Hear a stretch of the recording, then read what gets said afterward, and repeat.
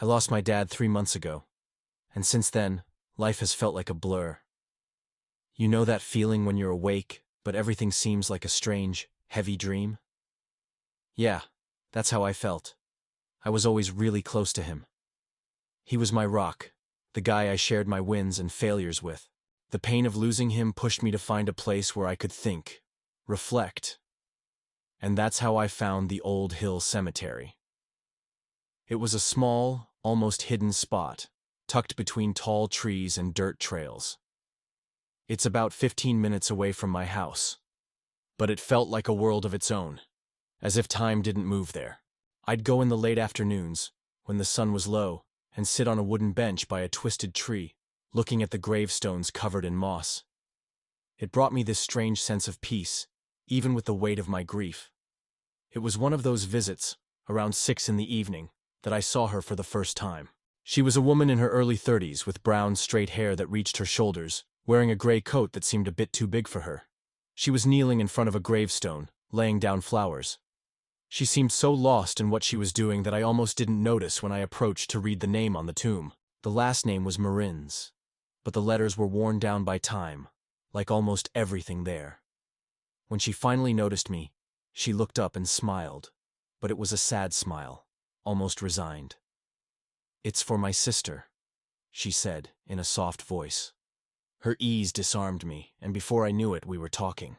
I don't know why, but I felt an instant connection. She told me she visited the cemetery whenever she could, to feel closer to her sister. The way she spoke, it seemed genuine, but there was also this melancholy in her voice that I knew well. In the weeks that followed, her presence became almost constant. Every time I went to the cemetery, there she was, always near the same tomb, with fresh flowers or small candles. We started talking more often, and I began to look forward to those moments. Her name was Anna, and there was something in the way she spoke that calmed me, like she knew exactly what I was going through. I started sharing things about my dad, childhood memories, lessons he taught me. She listened carefully, always making eye contact, like my words mattered. In return, she told me about her sister, Letitia, who had died young, she said, in an accident. Apparently, Letitia had been the heart of the family, and her death had left a permanent scar on Anna. It felt familiar, like a mirror of my own pain. But over time, some things started to feel off. It was hard to explain. For one, Anna never seemed different, no matter the weather. While I'd go from heavy coats to light shirts, she always wore that same gray coat. Then, there was the story of her sister. Even though Anna spoke about her with such love, the details never added up. One day, Letitia had died in a car accident. The next, it was from a sudden illness. When I asked her about the exact date, she hesitated, like she had to think before answering. And then there was the strangest detail: the tombstone. The engravings were so worn down that you could barely read anything but the last name, Marin's. That was already odd, considering Anna said her sister had passed less than 10 years ago. I tried to ignore these inconsistencies, thinking they were just little things that didn't matter. But deep down, I started feeling something I hadn't felt in a long time: fear. One day, I decided to ask more about Letitia. Anna seemed uncomfortable, but she responded with that calm, almost hypnotic tone she always had. She talked about how her sister loved flowers, especially white lilies, and how they used to visit the cemetery together when they were kids, because their mother liked to teach the value of life. That caught my attention. Who takes kids to a cemetery for fun? But I didn't say anything. I just listened while she described moments that sounded odd, like old memories mixed with something made up. That's when I got an idea. When I got home that night, I decided to search for Letitia Marin's online. I thought maybe I'd find something, an obituary, a news article, anything to back up what Anna had said. But there was nothing. It was like Letitia had never existed. The next visit, Anna seemed even more distant, almost ethereal. There was something about the way she moved, slow and deliberate, that made me uneasy. I decided to ask her directly about the tomb. I mentioned noticing the deteriorated state of the gravestone and asked why the family had never restored it. She stared at me for a long moment without saying anything, her eyes looking too dark in the weak light of the evening. Finally, she said something that sent a chill down my spine. Her family hasn't been here in a long time. The way she said it, as if she were talking about someone else and not herself, unsettled me. I asked if she could show me a photo of her sister or the family, but Anna just smiled, that same sad smile as always, and looked away. That night, I went home with a heavy heart and a growing certainty that something was very wrong. My unease led me back to the cemetery the next day, but this time with a different purpose. I went earlier, while there was still enough light to take a better look around. I wanted to find clues about Letitia, or any sign that Anna was being honest. I walked through the whole cemetery, paying closer attention to the gravestones. That's when I noticed something that made my stomach turn.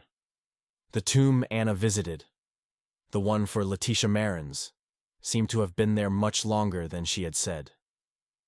The gravestone was covered in moss and deep cracks, and the inscription, almost faded, indicated that the person buried there had died in the 70s. I stopped for a few minutes, trying to process that. Was Anna mistaken? Or was she lying? I decided I needed to confront her, but she didn't show up that day.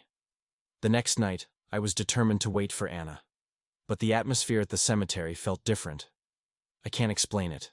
The silence, which used to bring me peace, now felt suffocating. The wind made the branches of the trees sway in a sinister way, casting shadows that seemed to move on their own. I waited for almost an hour until, finally, I saw Anna coming down the gravel path. She looked even stranger that night, like she was paler, and her steps barely made a sound. When she got close, I showed her the tomb and asked, point blank, how Letitia could have been buried there for so long. What she did next still sends shivers down my spine. She just tilted her head and smiled, but didn't say a word. That was enough to make me step back. I felt a cold shiver run down my spine, and for the first time, I realized I wasn't safe there. That night, I decided I needed to know more about the cemetery. I searched for any historical records or mentions of the place, and that's when I found something that changed everything. The Old Hill Cemetery had a dark reputation in the town. In the early 80s, there were rumors that several people had gone missing around the area, and most of those disappearances were never solved. An old article mentioned that the cemetery was known for attracting lost souls, as if it had some kind of connection to the supernatural. But one detail froze my blood. The name Marins appeared in one of the stories. According to the account, a woman named Anna Marins had been seen frequently at the cemetery until she disappeared without a trace. This happened in 1978. It couldn't be a coincidence. The Anna I knew seemed connected to all of this. But how? I couldn't accept that the woman I had been talking to was just a story from the past. The next day, despite the fear, I went back to the cemetery. I needed to confront her once more, to understand what was happening. I waited until the usual time, and, as expected, she showed up. This time, I kept a greater distance, watching her before speaking. I noticed that she didn't cast a shadow, even though the evening light was shining directly on her. My heart raced, but I gathered my courage and approached. "You're not real, are you?" The words left my mouth before I could think.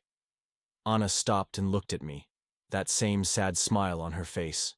"I'm as real as you need me to be," she replied, her voice sounding strangely distant. I felt a lump in my throat and took a step back, but she didn't move. I stood there for a few seconds, staring at her, until something inside me screamed to run. And that's exactly what I did. As I ran back to the car, I felt a weight in the air, like something invisible was following me. The cemetery seemed bigger than before, the paths stretching farther than they should, and the shadows of the trees seemed to take on human shapes. When I finally reached the gate, I turned to look one last time.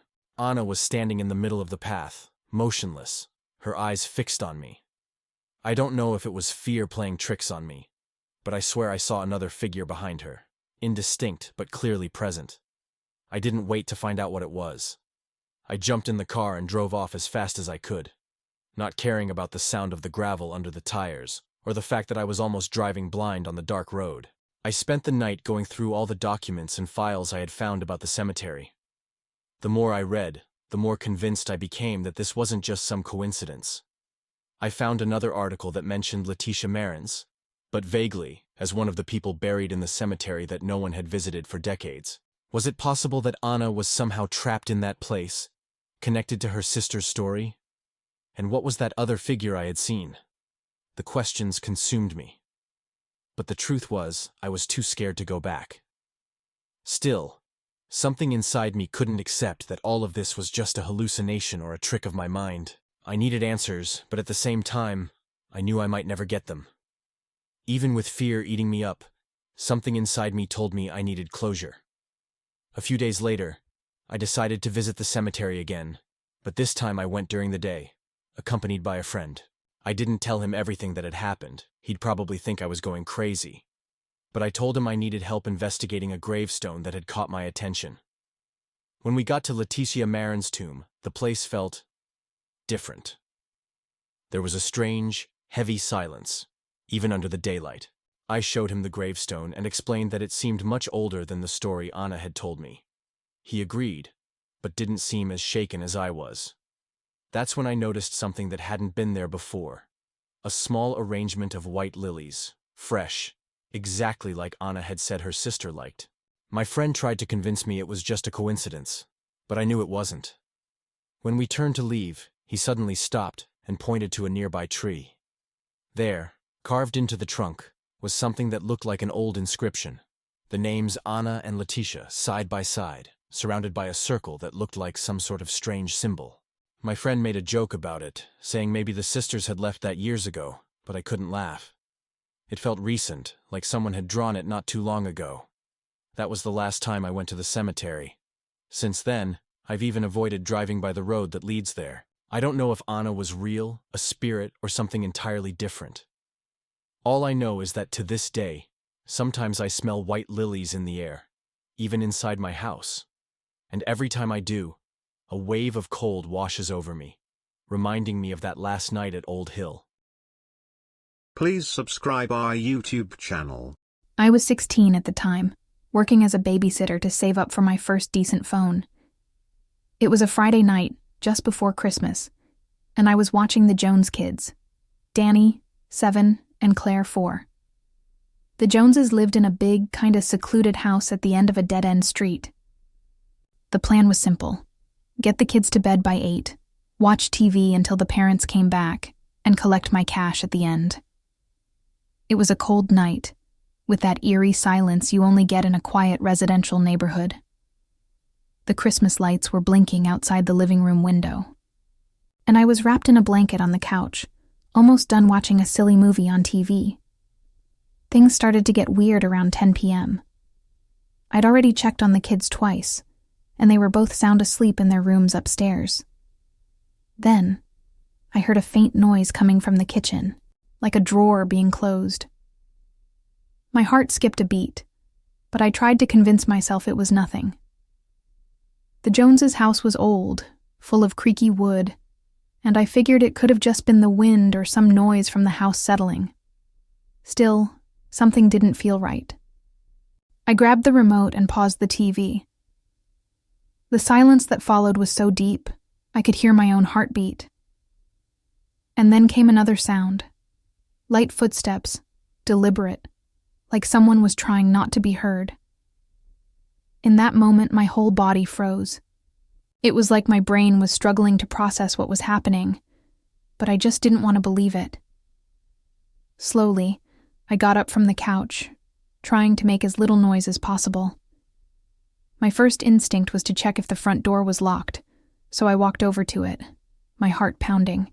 When I turned the doorknob, I realized it was still locked, which made me even more nervous.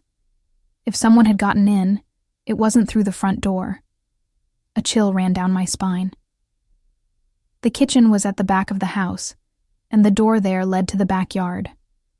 Had I forgotten to lock it? I couldn't remember checking it earlier. I decided to take a look up the stairs to make sure the kids were still safe. I crept up a few steps, but my view of the kitchen was blocked by the corner of the hallway. That's when I heard something that took my breath away. The sound of a glass bottle rolling across the floor, followed by something being dragged. Whoever was in the kitchen wasn't trying to rush out. On the contrary, it sounded like they were going through stuff, like they were looking for something. I backed up to the top of the stairs as quietly as I could and went straight to the kids' room. They were both sleeping like rocks. I felt a brief wave of relief, but I knew I had to do something. There was no way I could just ignore the fact that someone was in the house. I carefully shut the kids' bedroom door, leaving it just cracked open. My mind was racing, trying to figure out what to do. There wasn't a landline in the room, and my phone was downstairs on the couch. Going down there felt way too risky. I tried to control my breathing as I crouched by Danny's bed. He was out cold, clutching his teddy bear.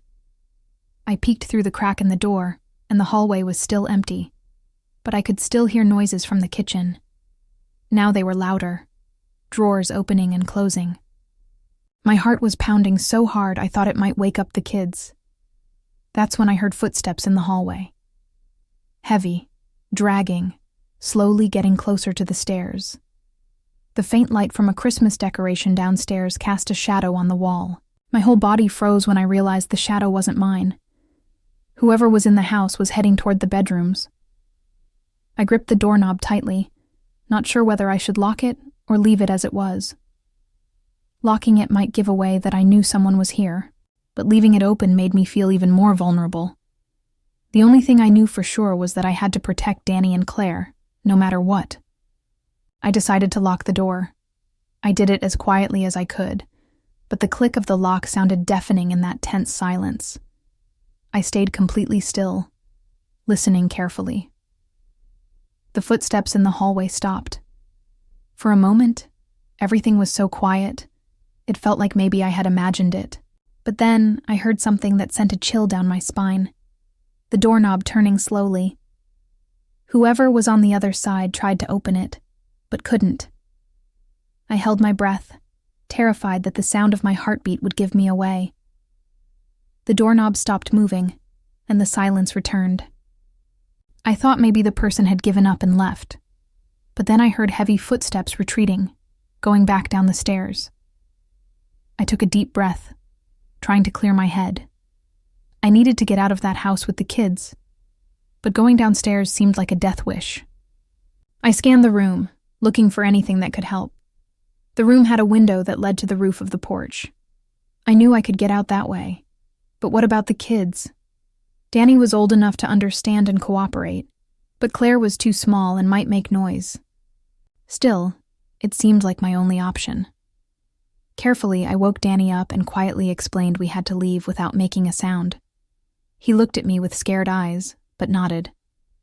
I scooped up Claire, still asleep, and made my way to the window, trying not to trip on anything along the way. Opening the window was harder than I expected. The wood was swollen from the cold, and every movement creaked loudly in the room. Danny stood by my side, squeezing my arm so hard it almost hurt. Finally, I managed to unlock the window and push it open. The cold night air rushed in, making me shiver. The porch roof was just over a meter below, slanted, but seemed sturdy enough to hold our weight. I whispered to Danny that he should go first, and I'd follow with Claire. He hesitated, but climbed up to the window and slid onto the roof with more courage than I expected. Once he was safe, I gently placed Claire on the roof, praying she wouldn't wake up. That's when I heard the most terrifying sound of the night. Hurried footsteps coming up the stairs. They weren't sneaky like before, and the weight of each step made the floorboards creak as if someone was running. My heart nearly stopped. In one swift motion, I climbed over the window ledge and joined the kids on the roof. I tried to pull the window shut, but there wasn't time. The bedroom door was slammed open with such force it hit the wall, and for a second, I saw the silhouette of a tall figure, hooded, standing there. He saw me, I'm sure of it. His eyes gleamed in the dark, and that was enough to make me turn and help Danny down the corner of the porch, ignoring the fear of falling. I couldn't think of anything else, just getting out of there. Once we helped Danny down from the porch, I started to climb down with Claire in my arms.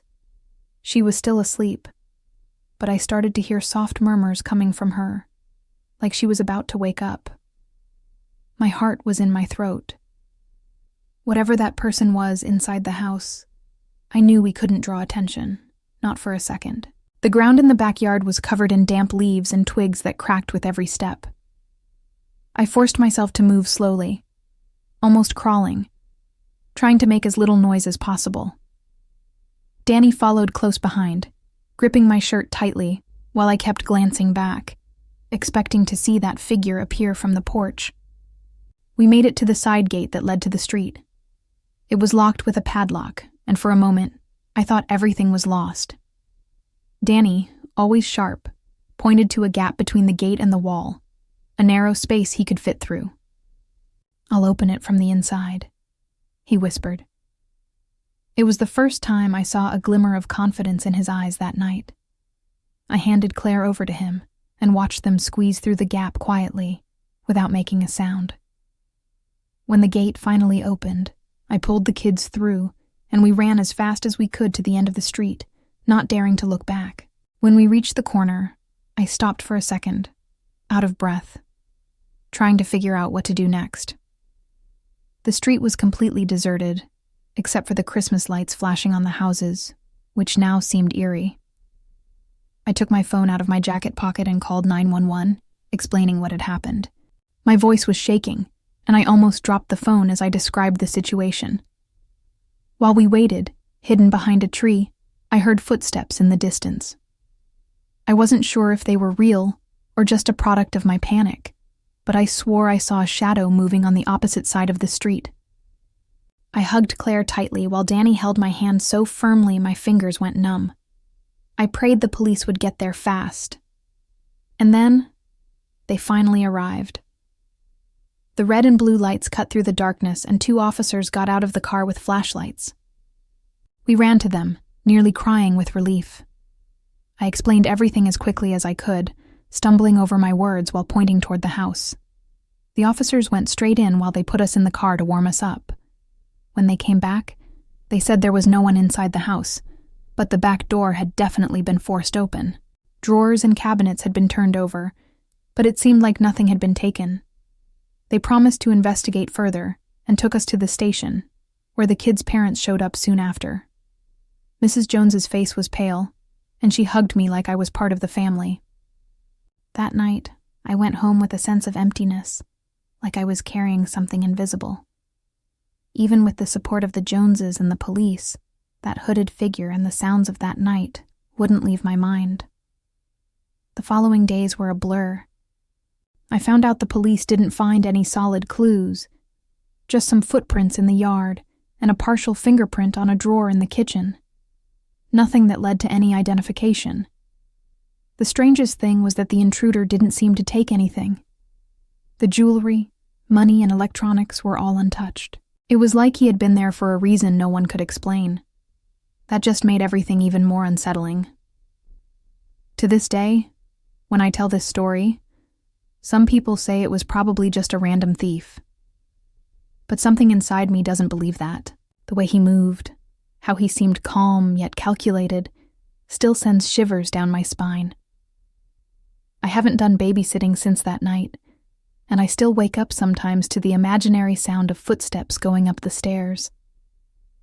I never knew who he was or what he wanted, but I know that night changed something in me. I still see the Joneses from time to time, and every time I look at Danny and Claire, I'm grateful we got out of that house. But deep down, I still wonder, what if he's still out there, waiting for the next opportunity? Please subscribe our YouTube channel. I've been a librarian for over 10 years at my city's library, and I can honestly say it's always been a safe haven for me. From the moment I started working there, I fell in love with the peaceful atmosphere and the sense of immersion the books bring. The library, although small, has a history that spans decades, with sections dating back to the building's foundation. Sometimes I find myself admiring the old wooden shelves that have seen so many generations pass through. It was a simple job, nothing too exciting, but in a way, it gave me a sense of peace.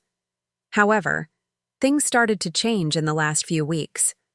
It was at night, after the library closed, when I first realized something was wrong.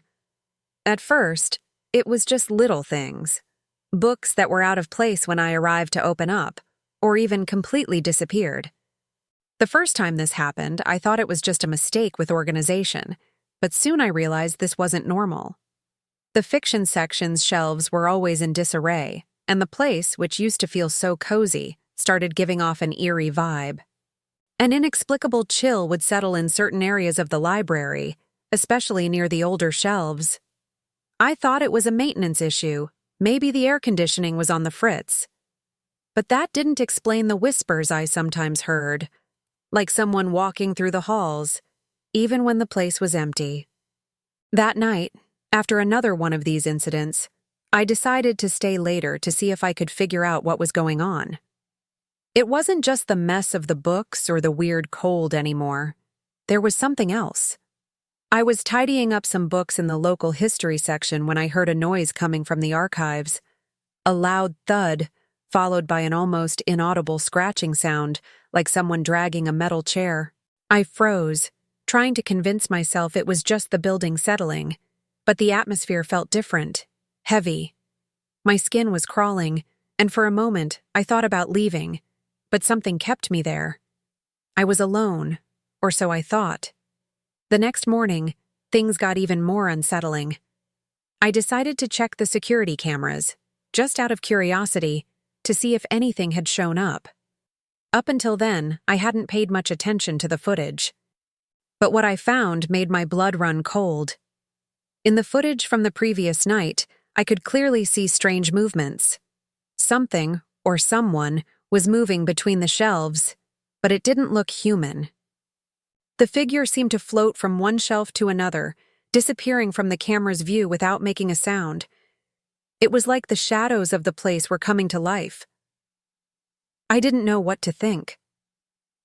My heart started racing, and a wave of dread washed over me. But the worst was yet to come. The following week, things took a turn for the worse. One of my coworkers, Mike, a young guy who worked at the front desk, just showed up one day and said he was quitting. He was pale, his eyes wide open, like he had seen a ghost. I asked him what was going on, and he whispered, barely audible, that he couldn't stay at the library at night anymore. He mentioned feeling presences, hearing voices that couldn't be explained, and swore he saw shadows moving along the shelves when he was alone. He made it clear that if he was going to stay, he needed to get away from there. I didn't know if he was just scared or if something strange was really happening, but a part of me started to believe him. I had already felt a weight in the air in the last few weeks, but hearing it from someone I knew made me question if I was okay myself. I couldn't let it slide. So, I decided to dig deeper. One night, while I was staying late to check the security cameras, I noticed something strange.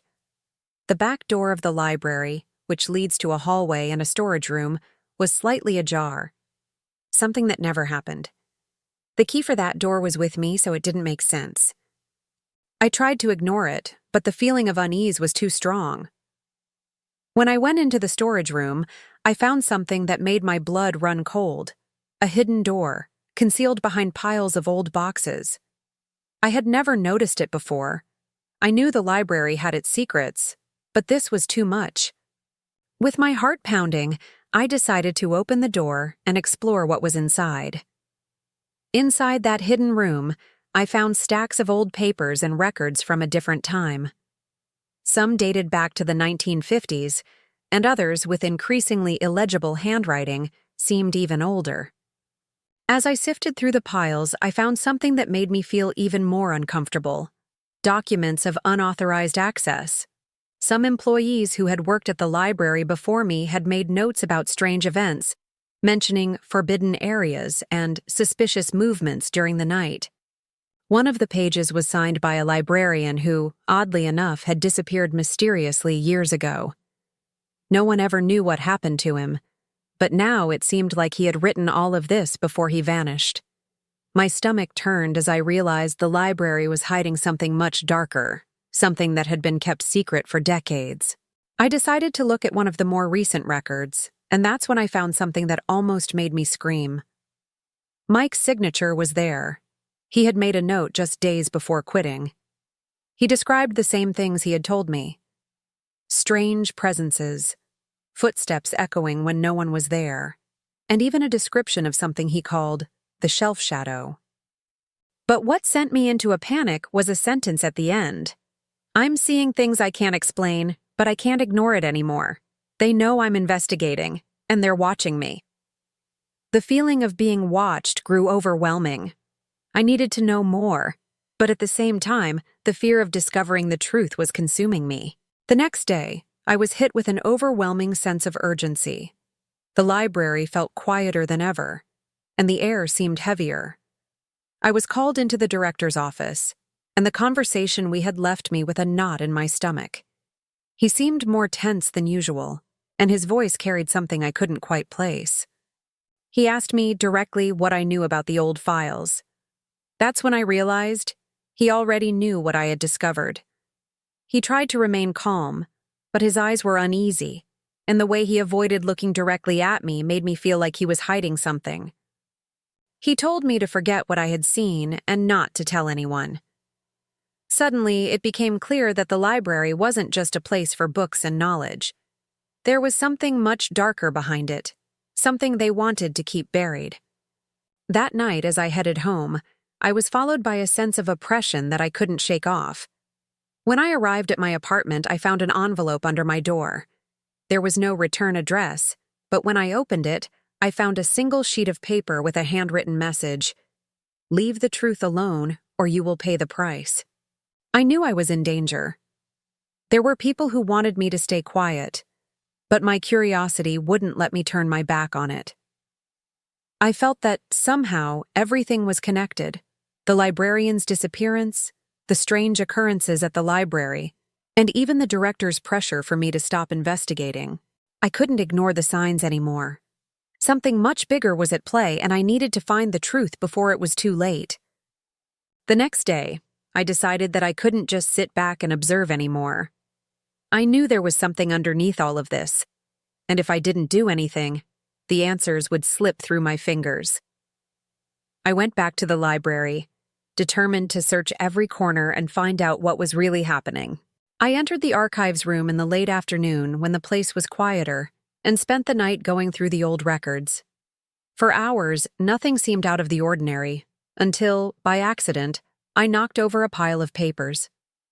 As I went to pick up the fallen documents, I noticed that a drawer at the back of the room was slightly open, a drawer I had never seen before. When I pulled it open, I found something that seemed like it had been waiting for me: a small, rusted box, covered in layers of dust. Inside, there were more records and photos of former library staff. The feeling that something was wrong intensified. With each photo I looked at, the unease grew until I found something that made me stop cold. It was a photo of the missing librarian, but he wasn't alone. Next to him stood a hooded figure, with an expression so vague and indistinct that I couldn't tell if it was human or not.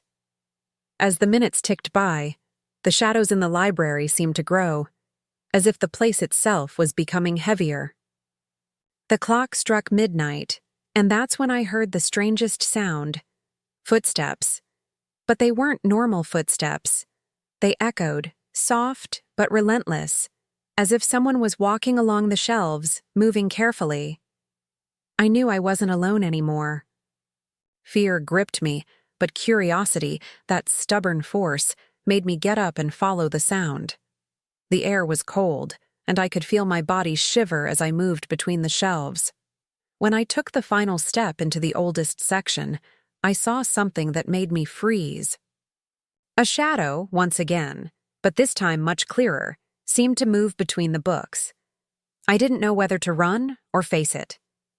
But the decision was made for me, in a way I couldn't control. I knew that if I didn't find out now, I would never have the courage to know what was really going on there.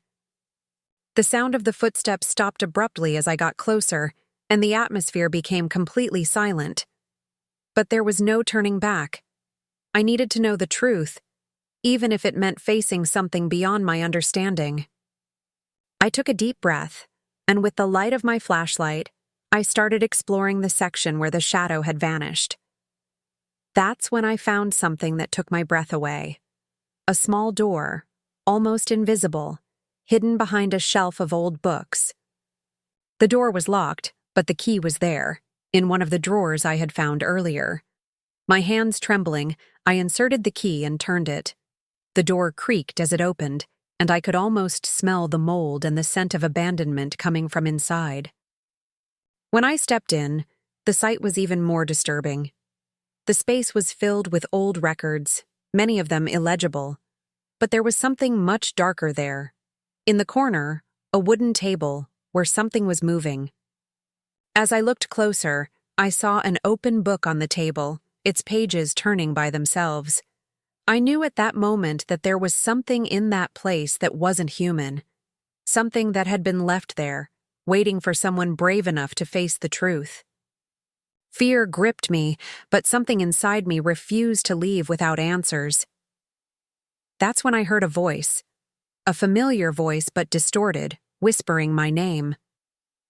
The director appeared in the doorway, his cold, piercing eyes staring at me. "You shouldn't have come here," he said with a chilling calm. "Now that you know, there's no turning back." But before I could react, he stepped back, leaving me alone with the book, its pages still turning, as if it were calling me. The fear paralyzed me, but my decision was made. I couldn't be silenced anymore. When I finally left the library that night, with the records in my hands, I knew my life would never be the same. I had uncovered a secret that the entire community would rather keep buried. But the truth couldn't be erased, and now, it was just a matter of time before everyone knew what was really happening inside those old walls. Please subscribe our YouTube channel.